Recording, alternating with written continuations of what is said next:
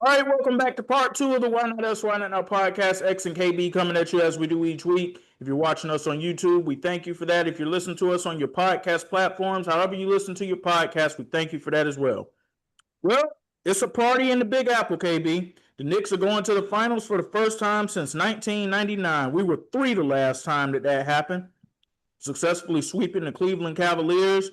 Jalen Brunson named the conference finals MVP. For most of our lives, they've been awful. But it's very true when I hear older people say the NBA is just a different place when the Knicks are relevant and the Knicks are good. And honestly, without the Knicks in this year's Eastern Conference, it really wouldn't have mattered who came out of that conference. You wouldn't have cared. But because it's the New York Knicks, there's some intrigue there. Yeah, I mean, I ain't gonna lie, I haven't seen a playoff run like this in a minute. They set the newest record for the highest point differential. They outdid the 2017 Warriors, who had the previous record. Hey, check me out with this.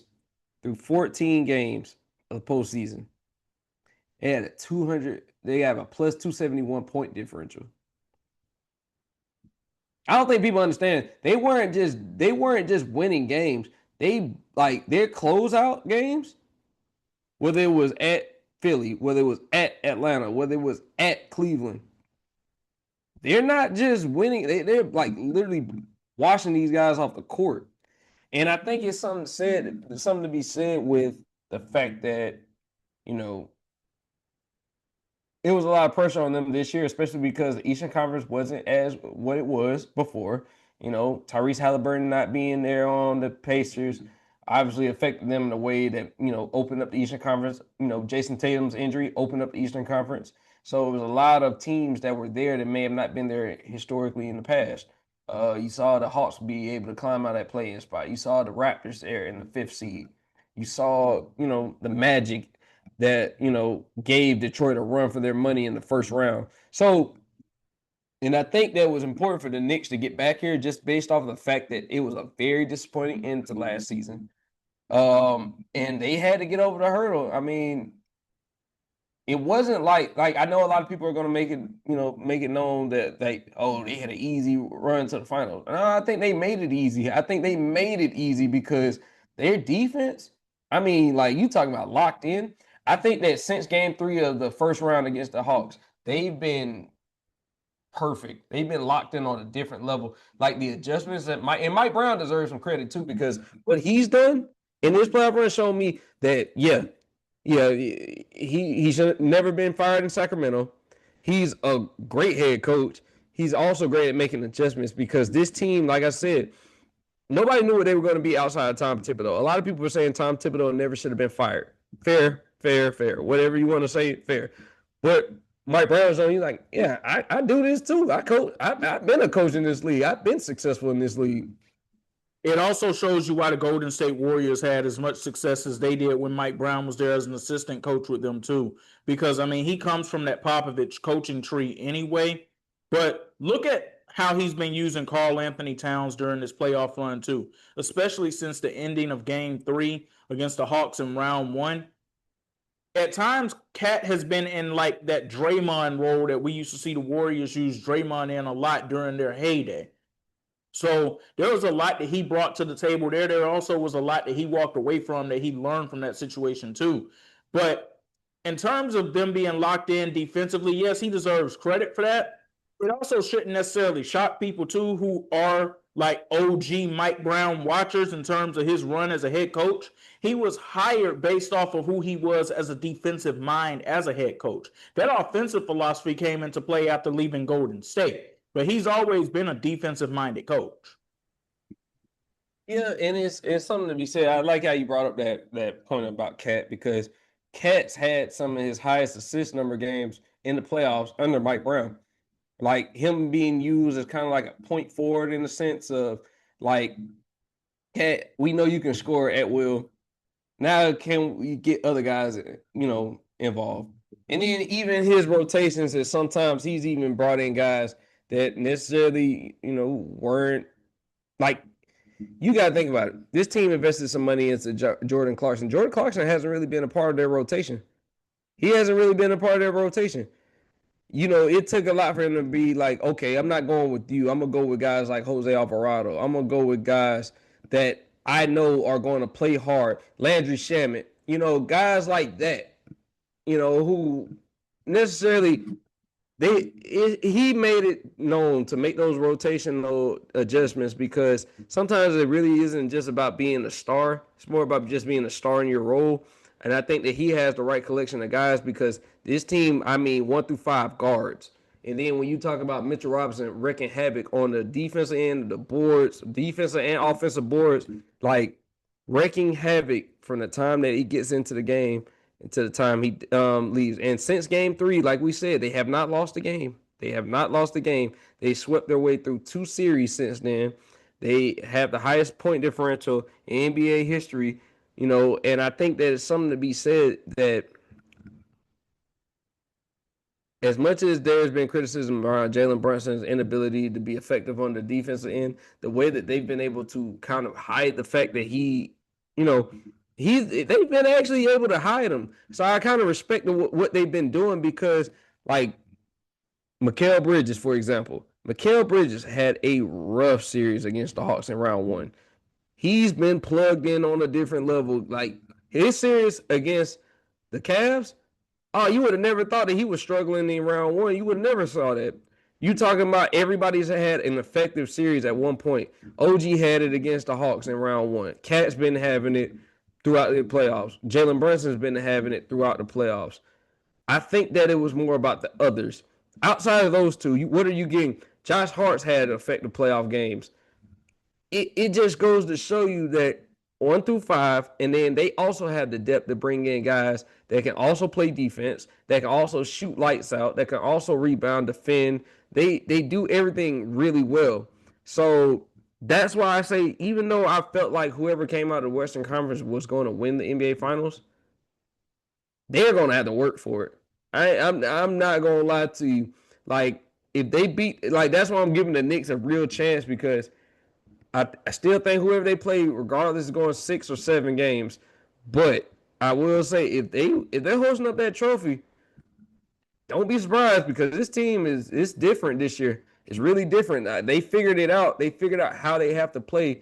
They play physical. They play really physical, but also is the fact that it doesn't have to be Jalen Brunson every night for them to win games. And I think that's the biggest transition from it because before it had to be Jalen Brunson or Cat. Now it doesn't have to be either one of them. It can be OG some nights. It can be Mikal some nights. It can be Josh Hart some nights. Depending on the defensive adjustment from the other team, they have a guy for it. Whatever your counter is, we have a counter for your counter.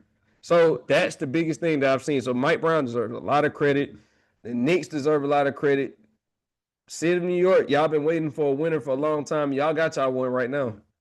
And although some Knicks fans are absolutely insufferable, I'm happy for this group. I'm happy for this team. They play basketball the right way. They played, you saw them after game 4. They weren't even overly celebrating this. It's like, no, we're ready to get back to the city, get back to work. So they know that the job is not done yet. Now that we got all the pleasantries out the way, it's time to talk about the losers from this series. The team that absolutely decided to just quit in the middle of game 3. And it just continued all the way through game 4. No energy, no effort, just an absolutely unacceptable all-around performance all the way around. And I'm not blaming one person in particular. I'm blaming the collective. Charles Barkley at halftime of game 4 put up a graphic and it had the definition of quitting up there. And his definition of quitting that he told the kids at home was, look it up. It is Cavaliers. And specifically used the example of the Cleveland Cavaliers versus the New York Knicks in game 4 of the 2026 Eastern Conference Finals. And you know what, KB? He is absolutely right. Because what the Cleveland Cavaliers put on display in the second half of game 3 and for most of game 4 was absolutely atrocious. It was unacceptable. It was a disgrace to the game of basketball. It's one thing to get soundly beat by a team because they're just better than you. It's another to get soundly beat by a team and then just quit giving effort all the way in because you have just given up at that point. It was in the second quarter of game 4. I saw some of the Knicks getting out on an open run, getting layups, guys not hustling back for Cleveland, trying to do anything on the defensive end. And like I said, it's not one person in particular. I know that people have said, well, James Harden has to do this. Donovan Mitchell has to do this. Evan Mobley has to be better. Kenny Atkinson. No, all the way around, that was an atrocious performance by the Cleveland Cavaliers team as a whole. The players, that was awful. Whatever coaching was going on, I don't know if the adjustments or the plays were not working or if they had just tuned the coach out, whatever it might be. Depending on some of the things he said in some of those post-game press conferences, like, well, if you look at it analytically, we're actually up in this series 2-1. That had to be one of the nerdiest comments I've ever heard in my life, because I'm sorry, X, I don't mean to cut you off. But when I heard that, I literally had to just pause for a second. I said, "That's got to be one of the stupidest comments I've ever heard." You're analytically tied 2-2. Like, what does that even mean at this point? Like, you're analytically tied 2-2, but you're down 3-0. I mean, hey, you got to make that make sense to me, because that literally made no sense. But remember when we talked about the Orlando Magic quitting on Jamal Mosley? This was worse. This was worse given the stage that they were on, given the fact that they've had guys who've been on playoff teams and they've had guys that have been on deep playoff runs. You've had a Max Strus on your team. You have a James Harden, a Donovan Mitchell. While he's never been to past the second round, he's been on great teams before. James Harden has been the man on a team that almost got his team over the KD Warriors. So you got guys on those teams who have been a part of teams that have been on deep playoff runs. That was disgraceful. That was disgusting. It was worse for the eyes to see in terms of the quitting, for our eyes to see, yes. But in terms of the end result, no, because Kenny Atkinson's going to get to keep his job. It already was announced on Tuesday that Kenny Atkinson will be brought back to coach this team again next season. It also was announced on Tuesday that James Harden is set to sign a new deal. I think that is a mistake. And here's the main reason why. And it doesn't really have too much to do as much, believe it or not, as bad as his performance was in these conference finals and throughout a good chunk of these playoffs, that's not why I'm saying that. I'm saying it because against Jalen Brunson, he looked old. He's 36 years old. And even if it's supposed to be a team-friendly deal that's going to help get them under the second apron, he'll be 37 coming into next season. He's not getting younger. And you're going to sign him to a long-term deal? And it's been one of those things, like, even when we showed this, they showed his stats in closeout games this playoff run. It's just bad, man. It's just bad overall. I just don't understand why you watch that playoff, not just that playoff series, but even towards the end of the Detroit series. What did he do to make him deserve that contract?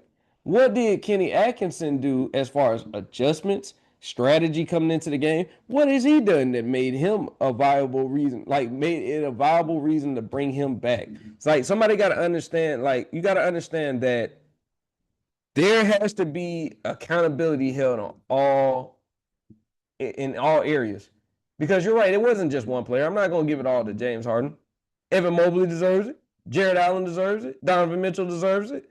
But when you make a move, because honestly, at this point, the reason why I'm talking about James Harden, because when you make that move, the reason why that move never moved me as much as it moved a lot of people, I said, this ain't 2017, 2018. I'm not getting that version of James Harden. So you telling me that you moved off of Darius Garland for pretty much another guy that, a less effective scorer at this point in his career, because he's not that effective as a scorer. He's still a defensive cone. And then he's older. So it's not even like you got that much better. It didn't really move me as much because I still saw you as having a ceiling. I saw you having a ceiling before that move. Then after you made that move, I'm like, I mean, I guess. I mean that's all I can really say. Like we talked about it. It wasn't really something that was just like a franchise altering move for me. So the fact that you made that move, which you thought was going to get you over the hump, I see X. Some people said Donovan Mitchell waited all these years to get into the conference finals, and basically he still ain't really did nothing in the conference finals because he didn't muster one win. And I think it is something to be said about the coaching this series because after game one, when you blew that lead, that pretty much had a lasting effect on your team because I think nothing was the same for them after that game. You win game one, maybe the outlook on this series is completely different. Maybe. I'm not saying you would have won, but you would have at least carried something out of that game because of the way that you dominated that game through the first 3 quarters. That's not an incorrect statement, but I don't want to hear that from them. That Oh no, shows I don't want to hear it. that shows a lack of mental toughness. Yeah, I don't want to hear it. You are absolutely right. I don't want to hear it. But just getting that one would have possibly changed the way that this series could have gone. Is all I'm saying. Like maybe who knows how that thing, how the ball is gonna roll. But you get game one, there's no telling how game two goes. You get game one, and there's no telling if you go up. Let's say you split going home, you going back home tied 1-1. There's no telling how game 3 and 4 go. There's no telling how this series plays out after that. But the fact that you blew it, you straight up choked. Because honestly, I really feel like outside of game one, you had no shot at any other game in this series. You pretty much stunk the rest of the series, like awful. But that was the only game I can honestly say you had a legit chance. As far as the Kenny Atkinson thing goes, I'm gonna be honest with you.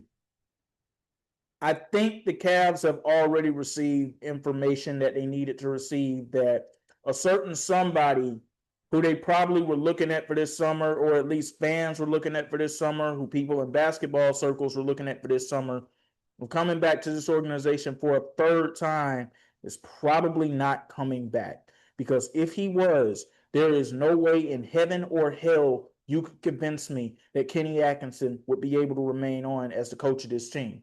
Not with what we just watched. Yeah, I just don't know. Like long term, is this gonna because like I said, if your whole long term plan or even short term plan was to lure LeBron James back home, me and you talked about this off camera. I don't know how this move goes, in a positive way as far as trying to convince him to come back because just he went out round two. So he was at home watching the game just like probably the rest of us if he was tuned in. So, you look at sometimes you're looking at how teams finish the season out as far as if you're impending free agent. And I know a lot has come out about him wanting a max deal and, all these things, but you didn't do yourself any favors. I'm just going to say that. You didn't do yourself any favors bringing back Kenny Atkinson because, like I said, I think that this team now has a ceiling. I think as currently constructed, they have a ceiling. They're a second round team, possibly even a fringe conference finals team. But as far as NBA finals, I don't think that anybody wanted to see them represent the NBA finals. I just don't think they play that winning brand of basketball. The fact of the matter is, if anything, we could honestly look at Detroit and say that they fell short of their expectations this year after, getting into the playoffs last year, losing to the Knicks in round one, and then becoming the number one seed this year. I thought that people looked at Detroit as they underwhelmed this year because the fact that they should have got Cleveland out of there. A lot of people thought that it should have been Detroit and the Knicks. Should have been the 1 and 3 seed this year for the right to represent the Eastern Conference. So, I look at it like this. This team right now is not set up to go on a run to win multiple championships and not even set up to appear in multiple finals. Like, I think that right now, Evan Mobley, He got to get better, bro. And the reason why I say that is because at times he looked like the most effective player on the Cavaliers, but at times he looked like he just didn't know what he was doing. Jared Allen, same thing, bro. You can't just be a lob threat. You can't just be an offensive rebounding threat. You have to be able to, like, we saw Cat attack him because he was afraid to come out to the 3-point line because he didn't know he was gonna take him off the dribble or if he was gonna shoot three. You gotta just be able to do something, man. Do you remember who the all-time great was that Evan Mobley was compared to the most when he came out of USC? Chris Bosh. There were Chris Bosh comparisons for Evan Mobley when he came out of USC. You saw small little wrinkles of it in his first 2 years in the league. Chris Bosh was never really known for his defense. And I bring that up because Evan Mobley was Defensive Player of the Year just last season. But offensively, I have not seen his game take anywhere close to a Chris Bosh type of leap yet. And James Harden was supposed to actually come over there and fix that. And it looks like that it's happened more so for Jared Allen than it has for Evan Mobley. Yeah, but it was to the point where I'm just seeing Evan Mobley out on the perimeter so much. You have not shown that you have been that consistent level of knockdown shooter. Like, that is not your game. If anything, you need to be working in that low post. You need to be out there in that mid-range, the low post area and working out there. So I'm with you on that, but part of that's on him, but it's also on that coaching staff too, to put him in position to say, hey, you got to get down on the block. Yeah, run something for him to get down on the block. Because the one thing, if you were going to compare him to Chris Bosh, guess where Chris Bosh was working out of? Predominantly before he got to Miami. Where was Chris Bosh? He was a post player. He was working off the block. Then he expanded his game once he got to Miami, and he was able to stretch the floor back to the 3-point line, that high post, that free throw area. That was Chris Bosh. So no, do not ever make that comparison to Chris Bosh ever again, because their games could be no more different than what they are. Because Chris Bosh, while he wasn't even he didn't even have the type of length that Evan Mobley has on defense, but he was still able to be an effective defender, which is why I don't like the comparison. You talking about tall, lanky guys that can shoot the ball. Yeah, but Jared Allen, yeah, I think that he was going to be the beneficiary of a James Harden because of, Jared Allen was like a poor man's Capella from when, James Harden was in Houston. I felt like he was like a Clint Capella, like reincarnated on a lower level, because we seen what Clint Capella was in his prime. James Harden made him a fringe all-star. I didn't see that with James Harden making Jared Allen. It was like, at times it was cool, but not to the level where it needed to be in the playoffs. Because on paper, they had the size to deal with the New York Knicks. They did. But then we can also say that about Philly. So we saw teams that were constructed on paper to be able to, at least compete with them. That just shows you New York was on a whole different level in these playoffs, man. Their shot making, even when they were having cold periods, like what they did in game one can't be under. It's like the way that they were able to battle back from, I believe, 22 in the fourth quarter. I think that epitomizes what they've been able to do this playoff series. This playoff run, this is who they've been. They're never out. So, and I think they got the type of leader that they need to have. Jalen Brunson, is basically college guys playing. They playing with their college teammates. Jalen Brunson, Mikal Bridges, Josh Hart. And then you talking about guys like OG Anunoby, who's super strong, who's been a part of a championship team. I mean, it's very understated the job that they've done.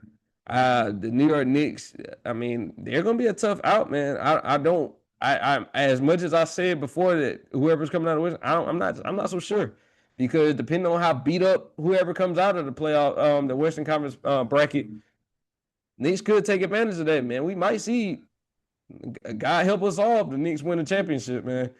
Thought it was. Go ahead. Because when it comes to the Spurs, Fox is coming in hobbled. Harper's still dealing with the adductor injury. When it comes to OKC, AJ Mitchell is out right now with a calf injury. J-Dub is out with a hamstring injury that's given him issues throughout the season. Started with the other hamstring first. Now it's over to this one. Even though he played well in game 5, Alex Caruso is also dealing with an ankle injury now, too. You can only lose so many guys or have so many guys hobbled, and you still come in with the advantage, especially when you're going up against a team that has everybody ready to go. And they wrap that series up so quick that they're coming off fresh. They're going to come off fresh, rested. And I know we talk about all the time, like sometimes that rest is a bad thing. Not in this situation. I feel like because those two teams are going through such a war with each other, the last one standing is going to be in for a fight of their lifetime. Because, like I said, with them having multiple injuries, and then it's not just multiple injuries, it's multiple injuries to key rotation players. I think that that's the reason why the Knicks could possibly be even favored to be in this NBA. I think the only way they're not favored, I think they would be favored against the San Antonio Spurs. They may not give them, well, they may be favored against the Thunder as well, depending on who's available and who's not available. It's not ridiculous to say that they could be favored going into the finals, regardless of home court, because of the fact they have their full ensemble of guys. They're healthy. They're good to go. They rested.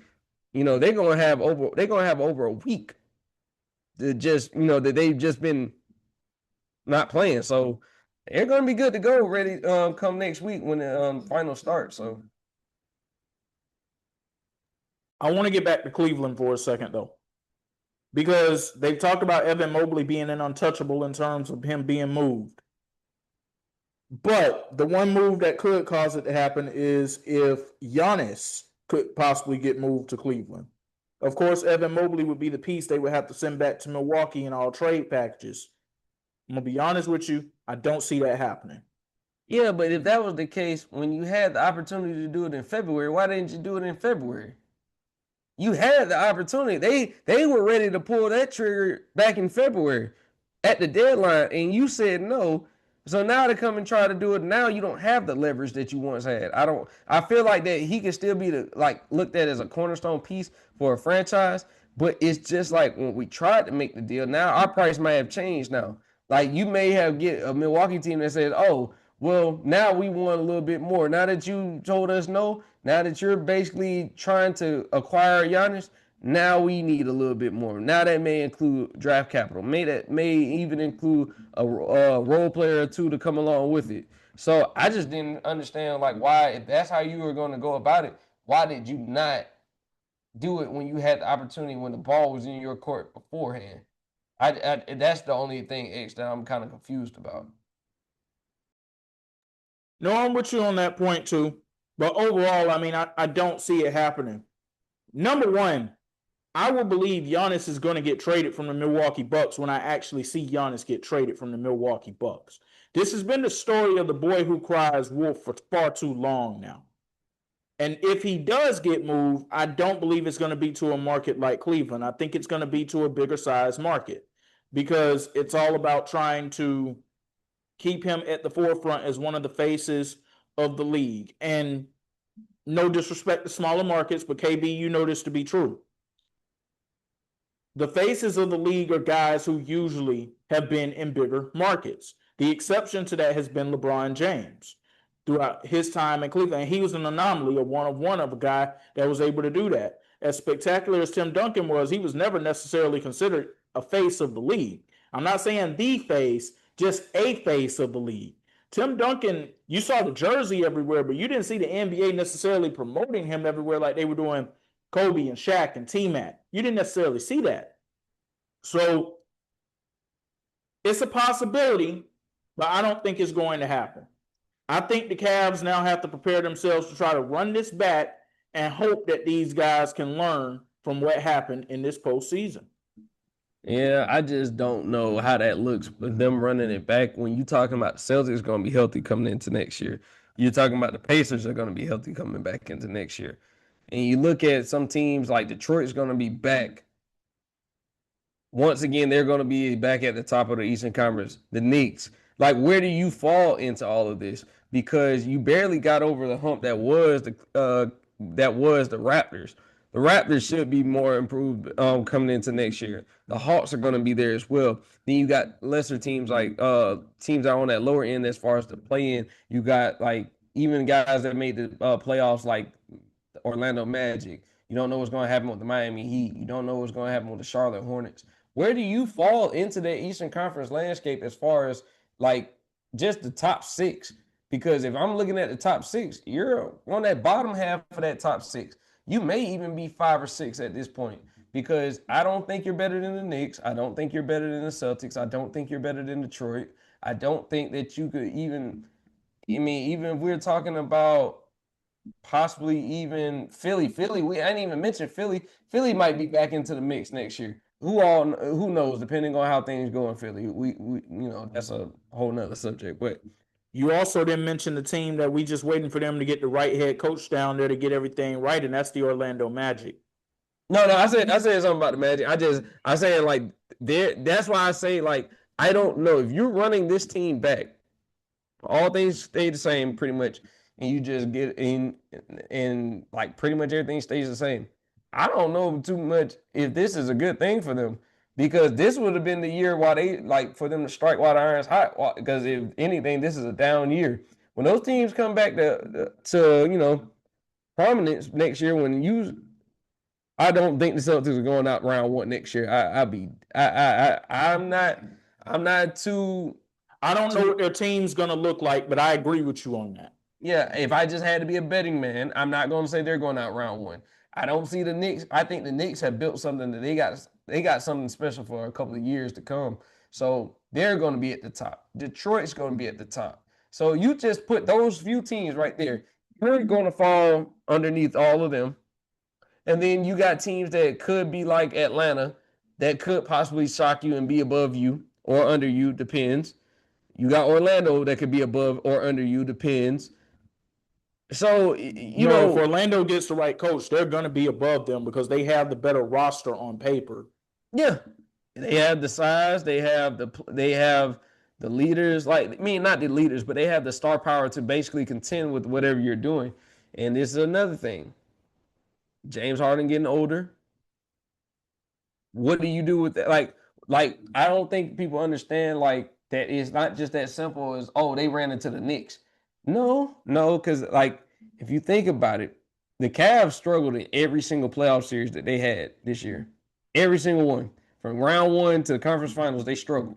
They were in dogfights every single series. So it's not just to say that they were just hands down like better than whoever they were matching up with. No, because even round 1 and 2, it could have went a couple of bounces go the wrong way. You talk about Toronto's in there, or you're talking about Detroit's in there. So I don't know, but if anything, I'm not. They may be in that play-in spot next year. They may just be that. I'm not saying that they will be. I'm not saying that they don't have talent, but I'm just thinking about all the teams that are going to be regrouping next year. And then we're talking about we don't even know what's going to happen with free agency.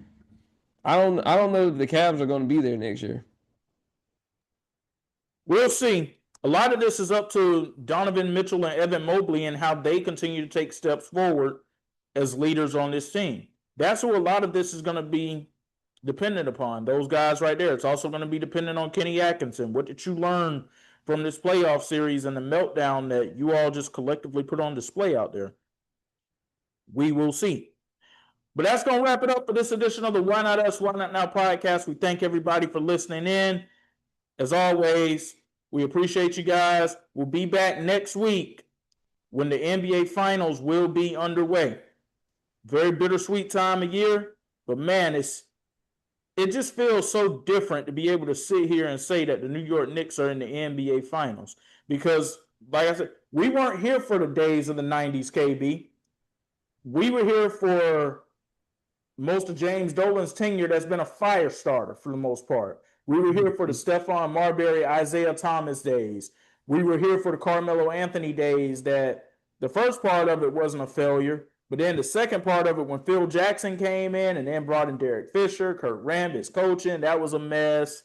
So it just feels so different to say that the Knicks are in the finals, but I can't wait to actually see in real time what the MSG atmosphere is going to feel like on the big stage. And I think for the nostalgic fans of the NBA, Wouldn't it be so good if we could bring back the championship logo, the Larry O'Brien logo in the middle of the court, just for Absolutely.